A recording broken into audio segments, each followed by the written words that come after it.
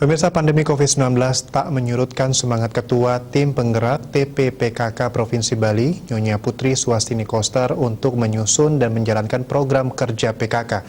Guna memantapkan program PKK tahun 2021, istri Gubernur Bali Wayan Koster ini pun berkesempatan menyapa dan berdiskusi dengan kader-kader PKK seluruh Bali, baik dari tingkat kabupaten kota, kecamatan, sampai desa secara virtual dari Gedung Gajah Jaya Sabe, Denpasar, Selasa kemarin. Nyonya Putri Swastini Koster menegaskan meski saat ini pandemi COVID-19 masih menghantam dunia, namun visi misi PKK untuk mensejahterakan unit terkecil dari bangsa Indonesia yaitu keluarga harus terus dilanjutkan. PKK dalam gerakannya sudah sesuai dengan yang tertuang dalam 10 program pokok PKK. Dari 10 program pokok PKK ini, tiap daerah diminta membuat program unggulannya masing-masing disesuaikan dengan kondisi daerahnya.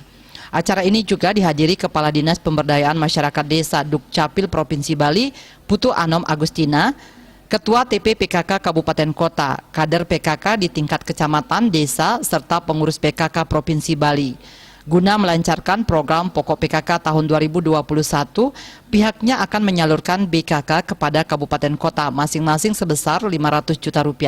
Hal ini bertujuan PKK tetap bergerak mewujudkan kesejahteraan bersama dalam pandemi COVID-19 ini. Penggunaan dana BKK ini telah diatur dengan seksama sehingga BKK yang dikucurkan akan tepat guna dan tepat sasaran. Kedepan ia berharap BKK bisa terus digelontorkan, tentu saja dengan pembagian yang proporsional, tidak merata seperti sekarang. Karena diakui pandemi ini membuat semua PAD kabupaten kota menurun, karena itu BKK pun dibagikan secara merata.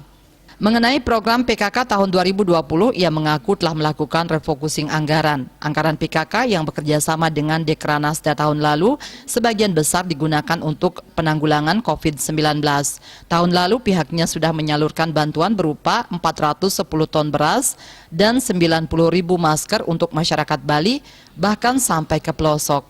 Program tersebut sudah bergulir di Bali sebelum ditetapkan oleh PKK Pusat. Program lain yang dilakukan untuk membantu masyarakat terdampak COVID-19 yaitu Penggak PKK, Pasar Gotong Royong, dan lainnya.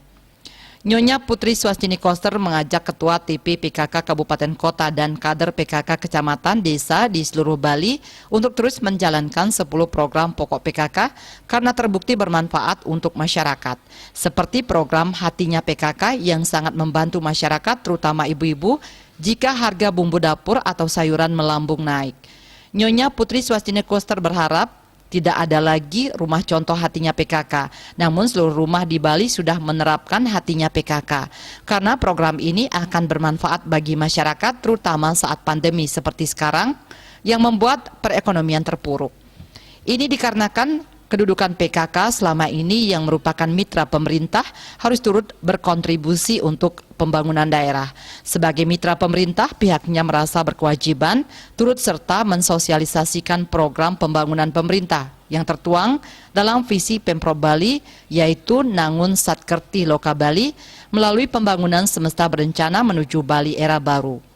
Ia juga mengajak 789 peserta webinar untuk turut mensosialisasikan gerakan 3M, yaitu memakai masker dengan baik dan benar, mencuci tangan dengan sabun di air mengalir, serta menjaga jarak dan menjauhi kerumunan.